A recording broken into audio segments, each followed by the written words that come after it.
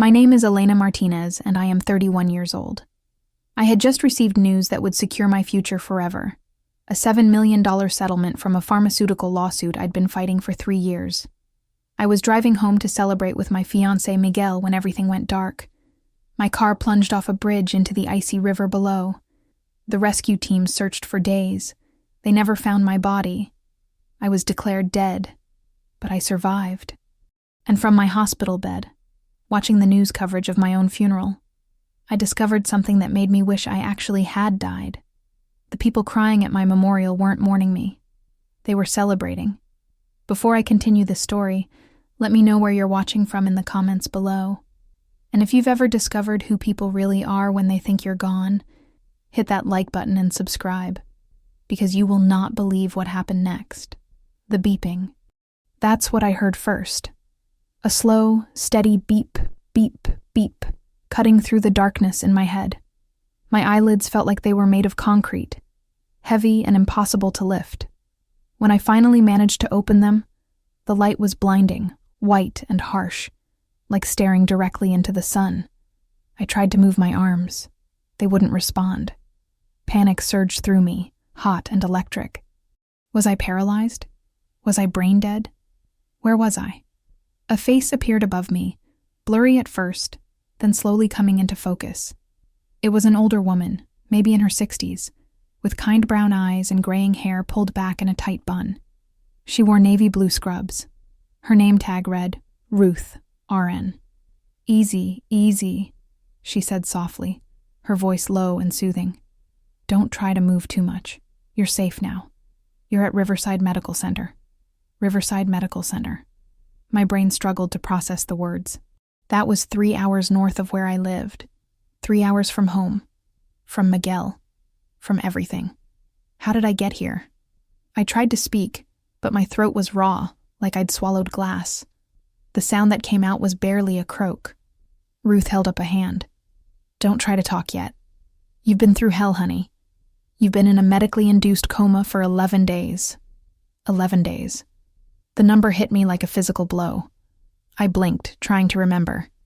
There were flashes, fragments of memory. The dark highway, the rain hammering against my windshield, the phone call. Yes, the phone call from my lawyer, Sarah Chen. Her voice had been electric with excitement, almost vibrating through the speaker. "Elena, we won. We won. The settlement came through. $7 million. You're getting $7 million. $7 million. My hands had been shaking so badly on the steering wheel I'd almost swerved off the road right then. $7 million. After 3 years of fighting, 3 years of being called a liar by the pharmaceutical company, 3 years of medical bills and depositions and sleepless nights, it was over. I had won. I remembered pulling over to the side of the rain-soaked highway, my heart hammering in my chest. I had to tell someone. I had to tell Miguel, my fiancé, the man I was going to marry in 6 months, the man who had supported me through every horrible moment of this lawsuit. I had dialed his number with trembling fingers. He answered on the first ring. "Elena? Babe? Where are you?" "I'm at the restaurant waiting. Our reservation was for 7. Dinner." I had completely forgotten about dinner. We were supposed to be celebrating my birthday at that expensive Italian place downtown, the one with the year-long waiting list that Miguel had somehow gotten us into. "Miguel!" I had shouted into the phone, laughing and crying at the same time. "Miguel, forget the restaurant. Come home. Come home right now." "What? Why? What's wrong?" "Nothing's wrong. Everything's right. Everything's perfect. We won, Miguel. The lawsuit, we won. Sarah just called. $7 million. Can you believe it? $7 million. There had been a pause. Not a long pause, but long enough. Long enough for me to notice. It wasn't the explosion of joy I expected. It was silence. Then his voice came back. Different somehow. Lower. Careful. $7 million? Are you serious? Like actually $7 million? "Yes! Yes!" I was laughing so hard I was almost sobbing. "We're rich, Miguel. We can pay off everything. We can get married. We can buy that house you wanted. We can finally start our life. Where are you right now?" His voice was urgent suddenly. Are you still on the road? Yeah, I pulled over. I'm about 3 hours away. I'll be home soon. I'm coming home right now. No, wait. Elena, listen to me. His voice was firm. The roads are bad. It's pouring rain. Just pull into a hotel or something. Stay the night. Drive home in the morning when it's safe. Are you kidding? I can't wait. I have to see you. I have to. Elena!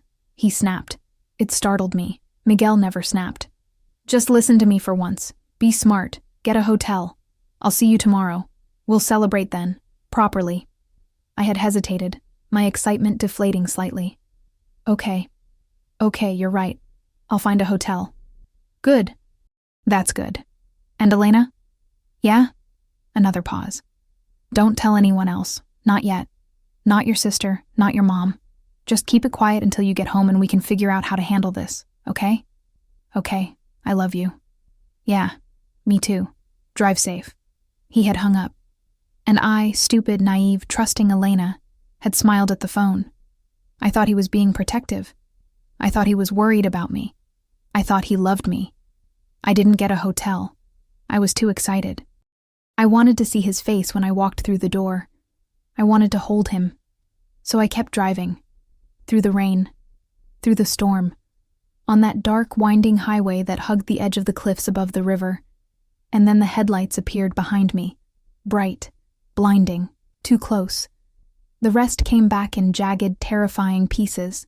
The truck. It had to be a truck, something massive, slamming into my back bumper. Once. Twice. My car fishtailing on the wet road. Me screaming, yanking the wheel. The guardrail rushing toward me. The sickening crunch of metal. The sensation of flying. The freezing shock of the water. Then nothing. Ruth's voice pulled me back to the present. You're lucky to be alive, honey. A trucker saw your car go over. He called 911 immediately, but by the time first responders got there, she trailed off, her face grim. The current carried you almost 2 miles downstream. A fisherman found you washed up on the bank the next morning. You weren't breathing. They had to resuscitate you. I stared at her, my mind racing. Not breathing. Resuscitated. Dead, basically. I had been dead. Does anyone know I'm here? I managed to croak out. Ruth's expression shifted, becoming guarded. Well, that's the thing. When you were brought in, you had no ID. Your purse, your phone. Everything was lost in the river. You've been here as a Jane Doe. We ran your fingerprints, but it takes time to get matches. We only just identified you this morning. My heart started pounding faster. The monitor next to me beeped in alarm. This morning? So nobody knows? Nobody knows I'm alive? Ruth bit her lip. We've been trying to reach your emergency contacts. We found a Miguel Santos listed as your fiancé. We've called him 6 times. He hasn't answered or called back. 6 times. He hadn't answered. What about my family, my mother, my sister Vanessa? We called them too, about an hour ago. We got through to your sister. She said, Ruth paused, clearly uncomfortable. She said she'd pass the message along to your mother and your fiancé, but that she was very busy and couldn't come to the hospital right now. The room tilted. Busy. My sister was too busy to come see me after I'd been in a coma for 11 days. Nurse Ruth, I whispered. What day is it? It's Wednesday, March 15th. My stomach dropped into a black hole. What time? Almost 2 o'clock in the afternoon. I looked at the television mounted on the wall across from my bed. It was off. Can you turn that on, please? Channel 7 News. Ruth frowned but picked up the remote and clicked the TV on. The local news station flickered to life. The anchor, a woman in a burgundy blazer, was in the middle of a story about a downtown construction project. Then the image changed, and there I was. My own face filled the screen. It was my favorite photo, the one from my cousin's wedding 2 years ago, where I'm laughing in a blue dress, my dark hair caught mid-swing. Across the bottom of the screen, white text read, Memorial service today for Elena Martinez, 31. Memorial service. My memorial service. The anchor's voice was somber. The community is gathering this afternoon to remember Elena Martinez, The 31-year-old local woman who tragically died 11 days ago when her vehicle went off the Route 17 bridge. Her body was never recovered. A memorial service is being held today at 2 p.m. at the Grace Lutheran Church, followed by a celebration of life at the Riverside Country Club. The screen showed footage of the church, people in black gathering outside. I recognized them. Friends. Co-workers from the nonprofit where I'd worked. Neighbors. And then the camera panned to the front of the church, where a large photograph of me sat on an easel surrounded by white lilies. I couldn't breathe. I was watching my own funeral. "Oh my God," Ruth whispered beside me. She grabbed my hand. "Oh, honey, I'm so sorry. We called them. We told your sister you were alive. Why didn't she tell them?" That was the question, wasn't it? Why didn't she tell them? Or maybe she did tell them. Maybe they all knew. And they were having the funeral anyway. "Ruth," I said, my voice stronger now, fueled by something cold and sharp. "I need my phone. I need to call someone, please. Honey, your phone is gone. It's at the bottom of the river. But you can use the hospital phone." No, I need to see them. I need to see what's happening. Is there any way? Can you get me a phone? Any phone? With internet? Ruth looked uncertain. "I can't just give you my personal..." "Please." I grabbed her hand, squeezing it with what little strength I had. "Please. Something is very, very wrong. I need to see." She studied my face for a long moment. Then she sighed and pulled her personal cell phone from her pocket. "Here, but only for a few minutes. You need to rest." I took the phone with shaking hands. My fingers moved on autopilot, typing in the name of the church, finding their website, clicking on the live stream memorial services link. And there it was. My funeral. Live. The camera showed rows of pews filled with people in black. Soft organ music played in the background. At the front of the church, on a small stage, stood a large portrait of me surrounded by an elaborate arrangement of white roses and lilies. To the right of my portrait, I could see Miguel, my fiancé, the man I was supposed to marry. He was wearing a black suit I'd never seen before. Expensive, tailored, probably designer. He looked devastated. His face was buried in his hands, his shoulders shaking with what looked like sobs. Next to him, with her arm around his shoulders, was my sister Vanessa. Vanessa, my younger sister by 3 years. She was wearing a stunning black Chanel dress that must have cost thousands of dollars, and her makeup was perfect. Smoky eyes, nude lips, not a hair out of place. She was rubbing Miguel's back in slow, soothing circles, her head bent close to his, whispering something in his ear. The sight made my stomach turn. It was too intimate, too familiar. The camera panned across the crowd, and I spotted my mother in the front row. Carmen Martinez, age 64, dressed in head-to-toe black with a lace veil covering her face. She was dabbing at her eyes with a handkerchief. Next to her sat Vanessa's husband, Derek. He looked bored, checking his watch. The pastor stepped up to the microphone, a tall man with silver hair. "We are gathered here today to celebrate the life of Elena Maria Martinez, who was taken from us far too soon." I watched in numb silence as he gave a generic speech about my life, getting half the details wrong. Then came the eulogies. Vanessa went first. She walked up to the podium with perfect posture, dabbing at her eyes with a tissue. When she spoke, her voice was thick with emotion. "My sister Elena was my best friend," she began, and I almost laughed at the absurdity. Best friend? Vanessa hadn't called me in 6 months, except to ask for money. She was the most generous, loving person I knew. She would give you the shirt off her back. She always put everyone else first. The crowd murmured in agreement. I watched my sister's face on the screen, looking for any crack in the performance. There was none. She was flawless. Elena spent her life helping others, working at that nonprofit, barely making ends meet, but she never complained. She never asked for anything. Vanessa's voice broke convincingly. She lived a simple life. She didn't have much, but what she had, she gave freely.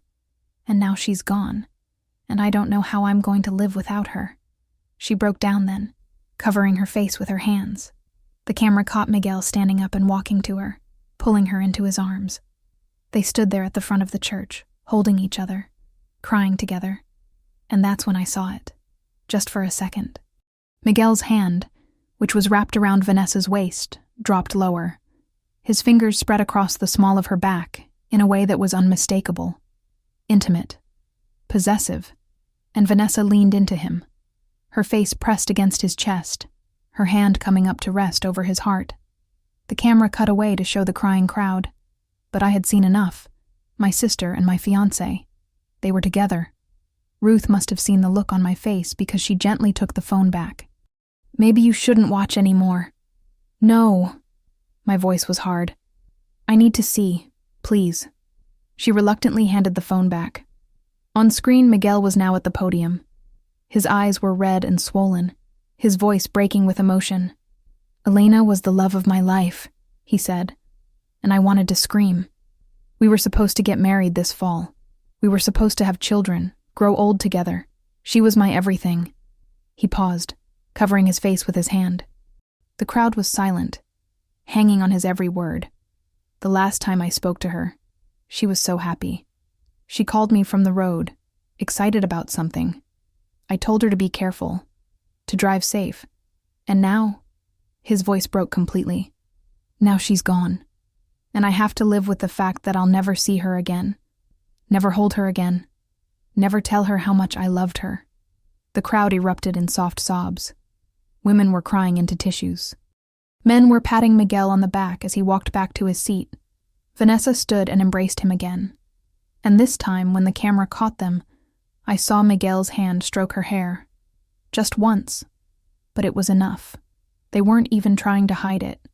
They thought I was dead. They thought they were safe. The service continued with more eulogies from friends and co-workers, all saying lovely things about me, things that might have been true once but felt hollow now. Finally, the pastor announced that there would be a celebration of life at the Riverside Country Club immediately following the service, and everyone was invited. The Riverside Country Club, the most exclusive club in the city.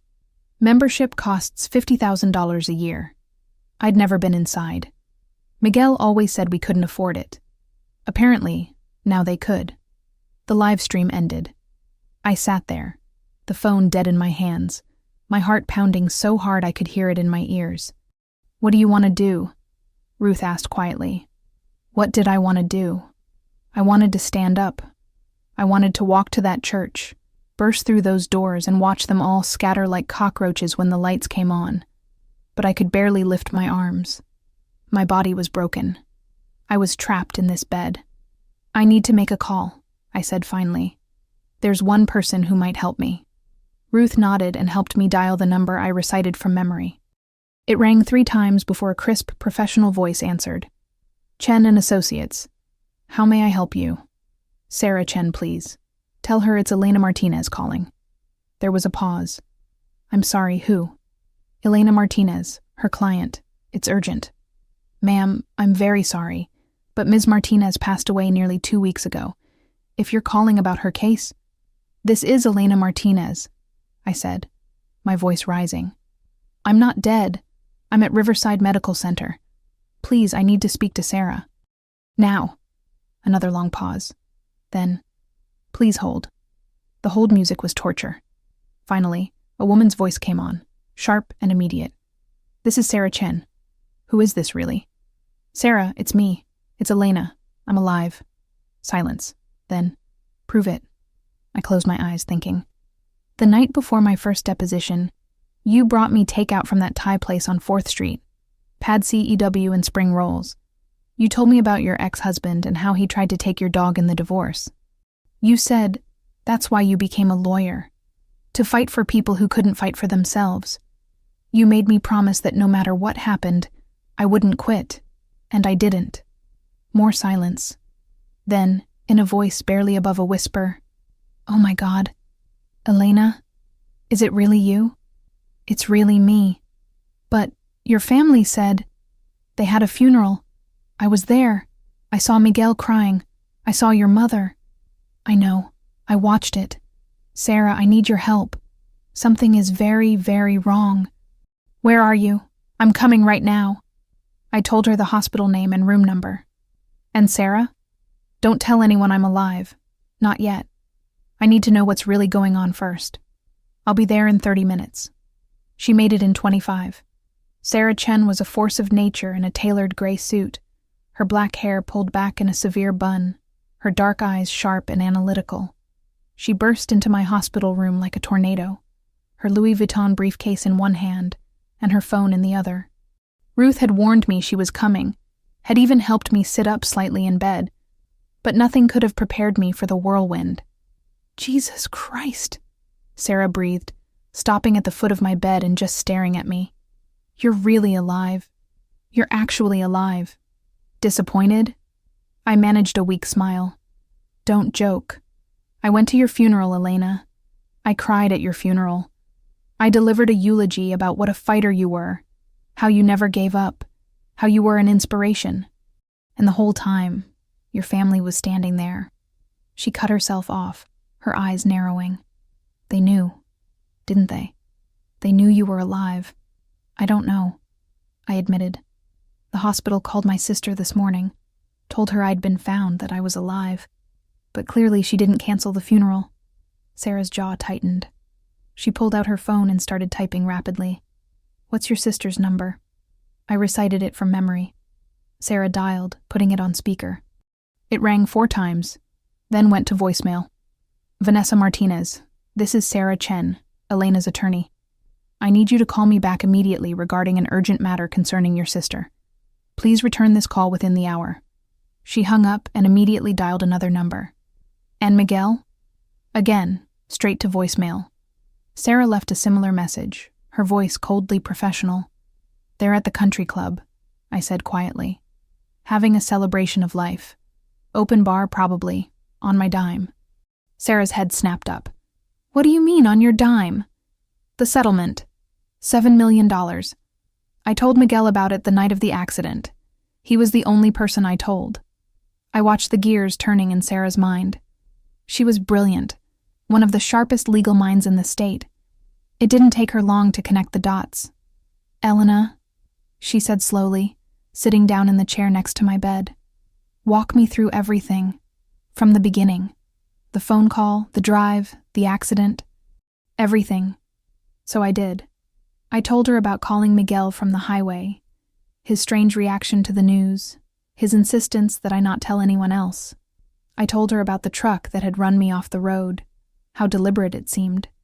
I told her about watching my own funeral on live stream, about seeing Miguel and Vanessa together. When I finished, Sarah was silent for a long moment. Then she opened her briefcase and pulled out a thick file folder.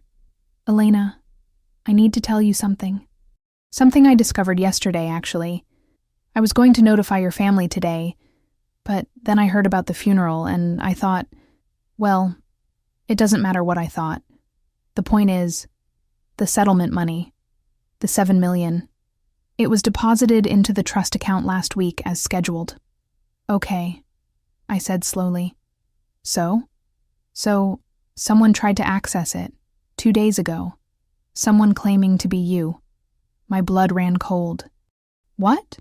They had your social security number, your date of birth, your mother's maiden name, all the security information.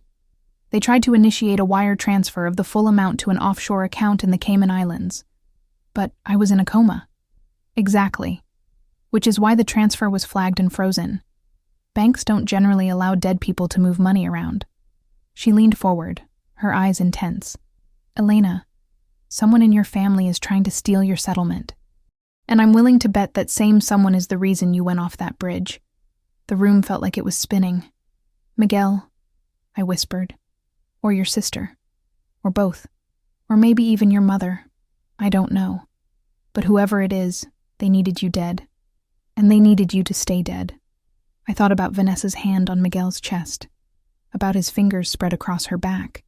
About the expensive new suit and the designer dress and the celebration at a club that cost more per night than most people made in a month. They're together, I said. Miguel and Vanessa. I saw it on the live stream. Sarah's expression darkened. How long? I don't know. I've been so focused on the lawsuit, I barely noticed anything else. But looking back, I closed my eyes, thinking. There were signs. Vanessa calling Miguel's phone and hanging up when I answered. Her asking about our finances, about how we were paying bills. Miguel working late more and more often. Him being less interested in wedding planning. And the truck that ran you off the road? I never saw the driver. It was dark, raining. All I remember is the headlights and the impact. Sarah nodded grimly. We need to file a police report. Attempted murder, fraud, conspiracy. No. The word came out sharp and certain. Sarah blinked. No? Not yet. I struggled to sit up further, ignoring the screaming pain in my ribs. They think I'm dead. That's our advantage. If we go to the police now, if they find out I'm alive, they'll scatter. They'll hide evidence. They'll lawyer up. We need proof first. Real, concrete, undeniable proof. Elena, you almost died. But I didn't. And now I'm going to use that. I met her eyes. I want to go to the country club, to my own celebration of life. I want to see what they do when they think no one is watching. You can barely stand. So get me a wheelchair. Get me some clothes. Get me out of this hospital. My voice was steel. I'm going to my own funeral reception, Sarah. And I'm going to watch them celebrate my death with my money. Sarah stared at me for a long moment. Then, slowly, a predatory smile spread across her face. You know what? That's not a bad idea. Not from a legal standpoint, of course. But from a catching them red-handed with multiple witnesses standpoint? She stood up and grabbed her briefcase. I'll be back in 2 hours with clothes, makeup, and a wheelchair. And Elena? Yeah? Welcome back from the dead. Let's make sure they regret killing you. 3 hours later, I was in a wheelchair outside the Riverside Country Club, my body screaming in protest despite the massive dose of painkillers Ruth had reluctantly given me. Sarah had come through magnificently. She'd brought a black dress from my own closet. Simple, elegant, perfect for a funeral reception, and helped me get dressed despite my shaking hands and limited mobility. She'd even done my makeup, covering the worst of the bruises and the yellow-green remnants of healing cuts on my face. I looked like I'd been through hell, which technically I had, but I also looked alive. Very, very alive. The Riverside Country Club was everything I'd imagined. Rolling green lawns, pristine white columns, valet parking with expensive cars lined up like soldiers. Through the tall windows of the banquet hall, I could see the celebration of life in full swing. My celebration of life. Are you sure about this? Sarah asked for the 5th time. She was pushing my wheelchair, dressed in her funeral blacks, playing the part of my supportive lawyer perfectly. I'm sure. Because we can still call the police. We can do this the legal way. Where's the fun in that? Sarah laughed, a short, sharp bark. You've changed. Dying does that to a person. We rolled up to the entrance. A young woman in a crisp white shirt and black vest greeted us with a professional smile. Good evening. Are you here for the Martinez celebration? We are, Sarah said smoothly. Is it too late to join? Not at all. They're just getting started. If you'll follow me? She led us through the marble foyer, actual marble Jesus Christ, and down a hallway hung with oil paintings of old white men in hunting gear. Classical music drifted from speakers hidden in the ceiling. Everything smelled like money and privilege. The banquet hall doors were open. Inside, I could see at least 100 people milling around with drinks and small plates of fancy appetizers. A slideshow of photos of me played on a large screen at the front of the room. Me as a child, me in high school, me at college graduation, me and Miguel at the beach. Someone had put together a whole tribute. How touching. At the center of the room, standing in a cluster by the open bar, were the stars of the show. Miguel, still in his expensive suit, had a rocks glass of what looked like whiskey in his hand. Vanessa stood next to him, one hand resting proprietarily on his arm. She'd changed from her funeral dress into something even more revealing. A black silk number with a plunging neckline that screamed, "Widow seducing the grieving fiancé," rather than, "Sister mourning her dead sibling." My mother stood slightly apart from them, holding court with a group of older women, dabbing at her eyes with her handkerchief while they cooed sympathetically. And next to Vanessa, looking uncomfortable in an ill-fitting suit, was her husband Derek. He was scrolling through his phone, clearly bored out of his mind. Sarah wheeled me to a quiet corner near the back, partially hidden by a decorative column. We had a perfect view of the room, but we were far enough away that no one was paying us any attention. Just 2 more mourners in a sea of black. "Now we wait," Sarah murmured. We didn't have to wait long. After about 20 minutes, I watched Miguel drain his whiskey glass and set it down on the bar. He leaned in close to Vanessa, his mouth near her ear, and whispered something. She laughed. Actually laughed, and nodded. They both glanced around the room, checking to see if anyone was watching. No one was. Everyone was too busy drinking the free liquor and eating the fancy food. Miguel took Vanessa's hand, actually took her hand, and they walked toward a side door marked "Private Members Only." They moved quickly, casually, like they'd done this before. Like they knew exactly where they were going. "Follow them," I said to Sarah. "I can't just leave you. I'll be fine. Go. Record everything." Sarah hesitated for just a second, then stood and walked after them, her phone already out and recording. I sat there in my wheelchair, my heart pounding, watching the door swing shut behind them. 5 minutes passed. 10.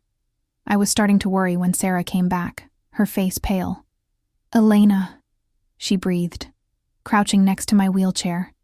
"You need to see this." She held up her phone.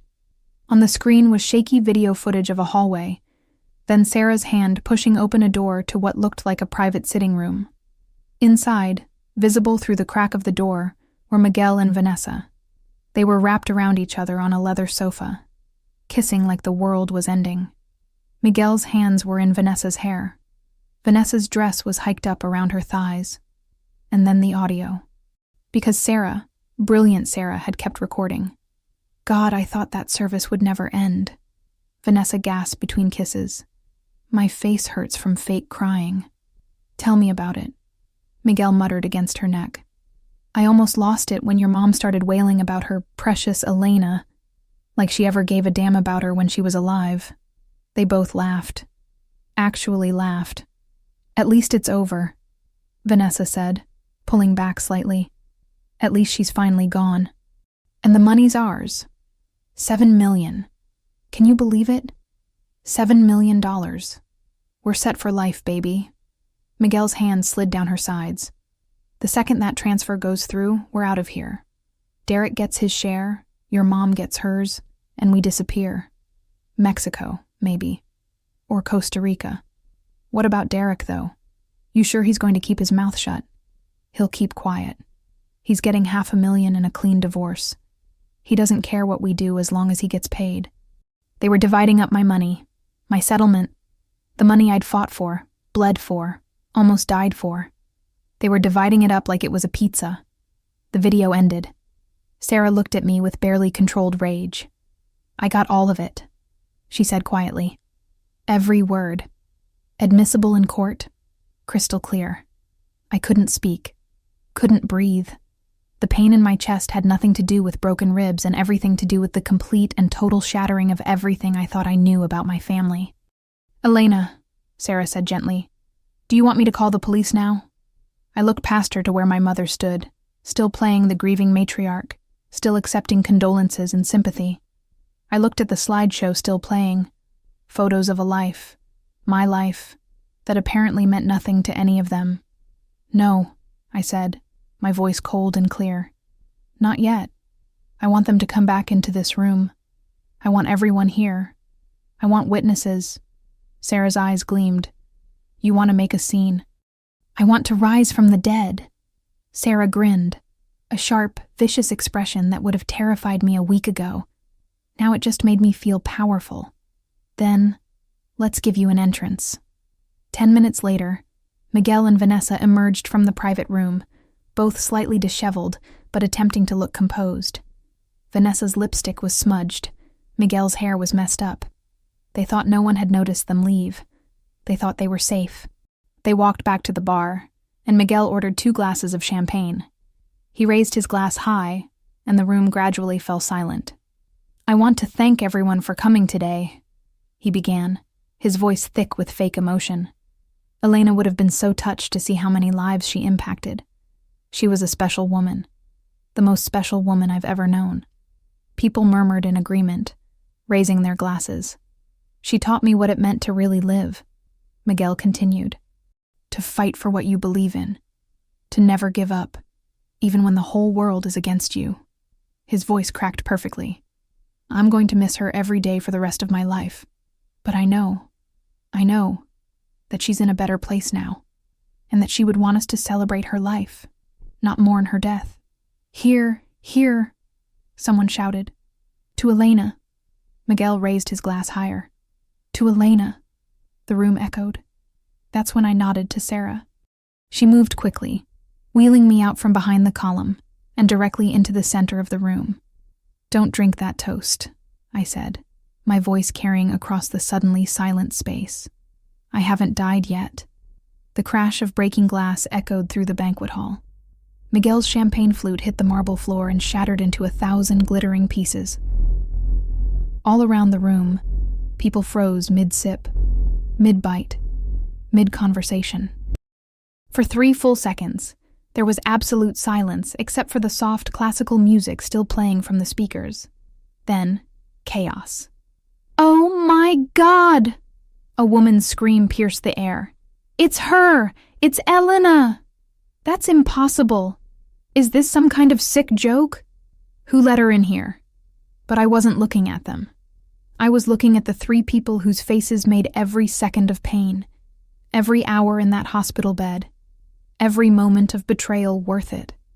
My mother's carefully composed mask of grief slid right off her face like cheap makeup in the rain. Her mouth fell open in a perfect O of shock. The handkerchief she'd been using to dab at her fake tears dropped from her limp fingers and fluttered to the floor. Vanessa went dead white. Not pale. White. All the color drained from her face like someone had pulled a plug. Her hand, which had been resting on Miguel's arm, flew to her mouth. For just a second, one beautiful second, I saw pure, undiluted terror in her eyes. But Miguel's reaction was the best. His face went through an entire spectrum of emotions in the span of maybe 5 seconds. First, shock. His eyes went wide, his jaw slack. Then confusion, like his brain simply couldn't process what he was seeing. Then the blood drained from his face as understanding hit. And finally, his expression settled on something that looked almost like anger. Not grief that I was alive, not joy. Anger that I had dared to survive. Elena, he finally choked out. His voice was strangled, like someone was squeezing his throat. But we had a funeral. You were dead. They said you were dead. I got better, I said coldly. Sarah wheeled me closer to the center of the room. I could feel every eye on me, hear the whispers starting to ripple through the crowd like a wave. That's her, but she drowned. This is insane. My mother found her voice first. She always did. She pushed through the crowd, her face transitioning from shock to a trembling smile that didn't reach her eyes. Elena.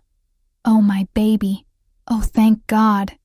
She rushed toward me, arms outstretched like she was going to embrace me. It's a miracle, an absolute miracle. My daughter is alive. I held up one hand, stopping her dead in her tracks. Don't you dare. She froze, her fake smile faltering. Elena, honey, what are you? The hospital called Vanessa this morning, I said, loud enough for everyone to hear. They called at 9 a.m. and told her I was alive. I was in critical condition, but alive. Did she tell you that, Mom? Did Vanessa mention that her sister had been found? The room went silent again. All eyes swiveled to Vanessa, who looked like she wanted the floor to open up and swallow her. I didn't, she stammered. I was going to, but you had a funeral to attend, I finished for her. My funeral. Quite the production, by the way. The flowers were beautiful. That slideshow was a nice touch. How much did all of this cost? Let me guess. You used my credit card? Elena, you don't understand. Miguel cut in, stepping forward. His shock was wearing off, replaced by that smooth, charming persona he wore like armor. This is all a misunderstanding. We thought.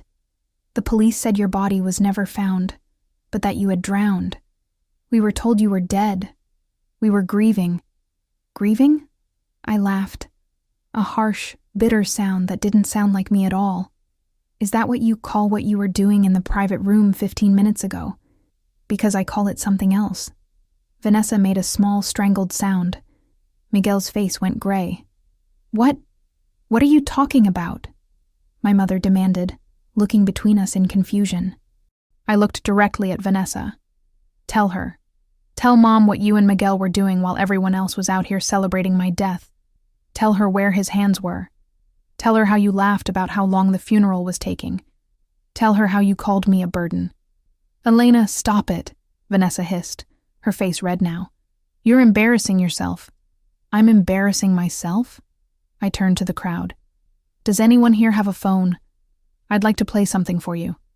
A recording my lawyer made about 20 minutes ago. It's quite illuminating. You recorded us? Miguel's voice rose to almost a shout. You were spying on us? Oh, I'm sorry. Is your privacy important to you? I smiled sweetly. Tell me, Miguel, how did you feel about my privacy when you tried to transfer $7 million out of my settlement account? When you tried to steal my money while I was lying in a coma? The gasps around the room were audible. I saw people pulling out their phones, starting to record. This was going to be all over social media in minutes. That's not... Miguel was floundering now, his charming mask cracking. I was trying to protect your assets. I was your fiancé. I had power of attorney. You had nothing. Sarah stepped forward, her voice cutting through the room like a blade. I'm Sarah Chen, Elena's attorney. Mr. Santos had no legal claim to Elena's settlement. The attempted transfer to an offshore Cayman Islands account was flagged as fraud. The FBI is currently investigating. The murmurs grew louder. I saw people backing away from Miguel and Vanessa, like their guilt was contagious. $7 million, I said, looking around the room at all the faces I recognized. Friends, co-workers, people who had cried at my funeral. That's what my pharmaceutical lawsuit settled for. I won. After 3 years of hell, I finally won. And the night I found out, I called my fiancé from the highway. I was so excited, so happy. I told him we were rich, that all our problems were over. I paused, letting that sink in.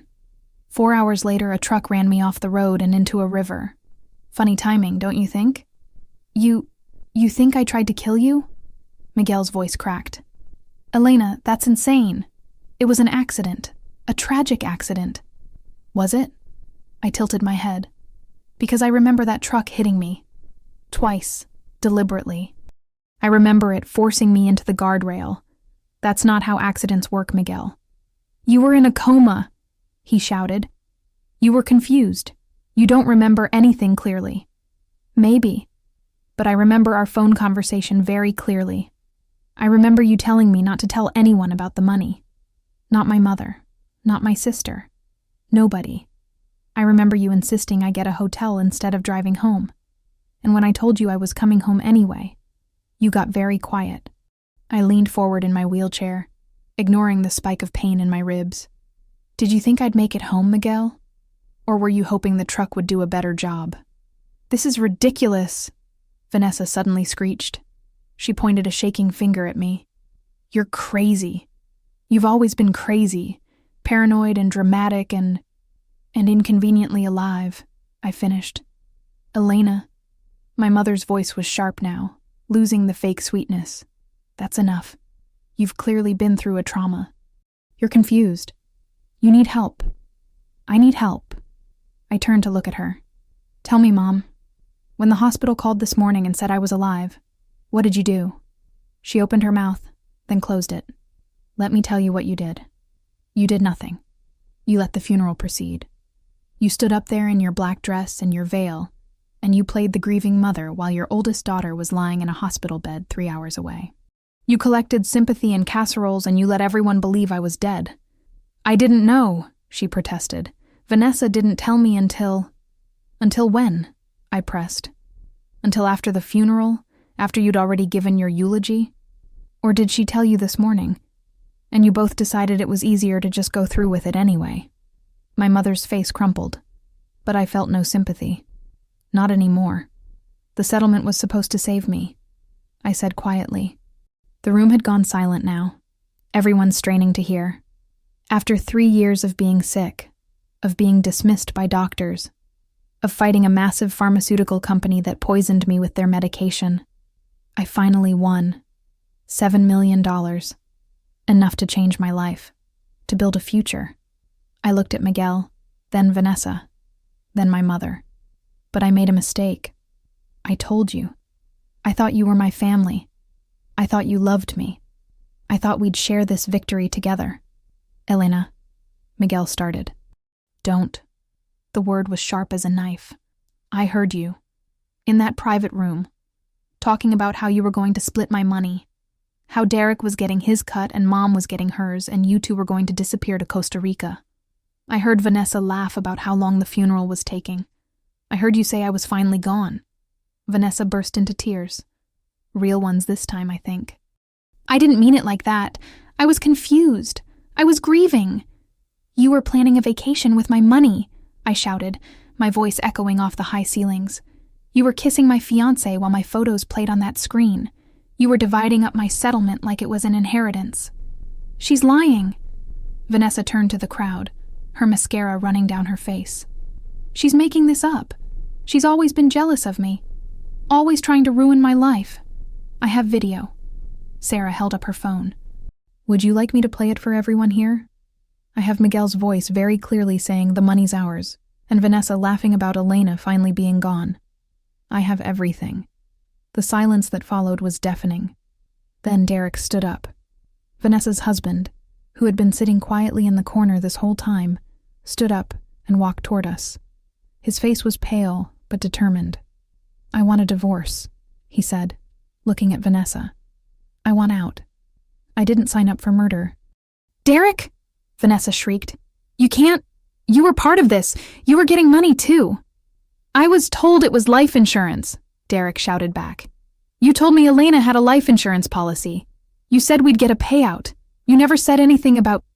He gestured wildly at me. About running her off the road. About killing her. The room erupted in shocked exclamations. So you all knew, I said softly. You all knew about the settlement. You all had your hands out before my body was even cold. Elena, please. My mother tried again. You have to understand. We were desperate. The economy, our bills. Don't. I held up my hand again. Just don't. I don't want to hear it. Sarah pulled out her phone and dialed. Yes, this is Sarah Chen. I'm at the Riverside Country Club. I need to report attempted murder and fraud. Yes, I'll hold. You can't do this. Miguel lunged toward Sarah, but 2 men from the crowd grabbed him, holding him back. You can't prove anything. It's all speculation. Actually, Sarah said calmly, the FBI has been investigating the attempted wire transfer. They've traced the IP address to your laptop, Mr. Santos. They also have security footage from the bank where you tried to forge Elena's signature on several documents. And now, thanks to your confession on video that I recorded, we have motive and intent. She listened to the phone for a moment, then nodded. Yes, they're still here. Thank you. She looked at Miguel and Vanessa. The police are on their way. I'd suggest you don't try to leave.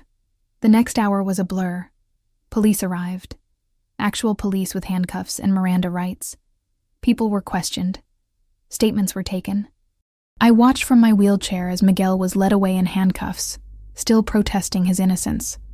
Vanessa collapsed into hysterics, claiming she was innocent, that it was all Miguel's idea, that she'd been manipulated. My mother tried to slip away quietly, but was stopped by an officer who wanted to ask her questions about what she knew and when she knew it. Derek was questioned but ultimately released. He'd agreed to testify against Vanessa and Miguel in exchange for immunity. The money they'd promised him had never materialized anyway. The transfer had been blocked before it could go through. Sarah stood next to my wheelchair, one hand on my shoulder, as we watched the chaos unfold. How are you feeling? She asked quietly. Tired, I admitted. So tired. But also, I paused, trying to find the words. Free? Is that weird? Not at all. Sarah squeezed my shoulder. You just cut out every toxic person in your life in one night. That's pretty liberating. I watched as they put Vanessa in the back of a police car. She was still crying, her mascara making black rivers down her face. She looked nothing like the polished, perfect sister who had delivered my eulogy just hours ago. "Do you think they'll actually go to prison?" I asked. "For the fraud?" "Absolutely. Miguel tried to steal $7 million using forged documents. That's federal wire fraud. He's looking at years, not months." Sarah paused. "The attempted murder is harder to prove. You didn't see who was driving the truck. But with Derek's testimony about their plans, and the financial motive and the suspicious timing, I'd say there's a good chance they'll add conspiracy to the charges." I nodded slowly. "And my mother? She's an accessory after the fact. She knew you were alive and helped conceal it. She was also expecting a cut of the money. That's conspiracy to commit fraud." Sarah's voice gentled slightly. "I'm sorry, Elena. I know she's your mother. She stopped being my mother the second she decided my life was worth less than money," I said flatly. The crowd had mostly dispersed, people streaming out of the country club in shocked, gossiping groups. This would be all over the news by tomorrow. The woman who crashed her own funeral. The family that tried to inherit from a living victim. I was going to be famous. Just not the way I'd ever imagined. "Come on," Sarah said finally. "Let's get you back to the hospital. You look like you're about to pass out." She was right. The adrenaline that had been keeping me upright was fading fast. Every inch of my body hurt. I felt like I'd been hit by a truck. Well, technically, I had been. "Wait," I said, as Sarah started to push my wheelchair toward the exit. "Can we stop for just a second?" She paused. I looked around the grand banquet hall one last time, at the slideshow still playing photos of my life, at the flowers and the fancy appetizers in the open bar, at the enormous amount of money that had been spent celebrating my death. "I want to remember this," I said. "I want to remember what it felt like to be worth more dead than alive to the people who were supposed to love me." "And why would you want to remember that?" Sarah asked gently. "So I never forget. So I never let anyone make me feel small again. So I never again trust someone just because they're family." Sarah was quiet for a moment. Then, "You're going to be okay, Elena. More than okay. You're going to be extraordinary. I survived a truck running me off a bridge into a river," I said with a weak smile. "Extraordinary seems like a low bar at this point." She laughed and wheeled me toward the door. As we passed the exit, I caught a glimpse of myself in one of the mirrors lining the hallway. I looked terrible, pale and bruised, with dark circles under my eyes and hospital flat hair. But I also looked alive, undeniably, vibrantly, vengefully alive. And that was enough. 3 months later, I stood in the lobby of a brand new nonprofit organization. The sign above the door read, "Martinez Justice Foundation, helping victims of corporate harm." The walls were painted a soft cream color and decorated with photos of smiling families, people whose lives had been destroyed by pharmaceutical companies, medical device manufacturers, and chemical plants, and who had fought back and won. I'd used a portion of my settlement to start the foundation. Not all of it. I wasn't that noble. But enough. Enough to hire a staff. Enough to fund legal fees for people who couldn't afford their own Sarah Chens. Enough to make a difference. Sarah was my first board member. Ruth, the nurse who had helped me at Riverside Medical Center, was my second. We had a staff of 6 lawyers, 4 investigators, and 2 medical consultants. In 3 months, we'd taken on 43 cases. We'd already won 2 settlements and had 12 more in negotiation. I was doing what I'd always wanted to do, helping people. Fighting for the vulnerable. Making the world slightly less terrible, one lawsuit at a time. But I was doing it on my terms now. With my money. For myself. Miguel and Vanessa's trial had been quick. Derek's testimony, combined with the video evidence and the paper trail from Miguel's attempted fraud, made the prosecution's case airtight. Miguel was sentenced to 8 years for wire fraud and conspiracy. Vanessa got 5 years for conspiracy and accessory after the fact. My mother got 2 years probation and a hefty fine for her role in concealing my survival. None of them had tried to contact me. Not once. That was fine. I had nothing to say to them anyway. I'd sold my old apartment.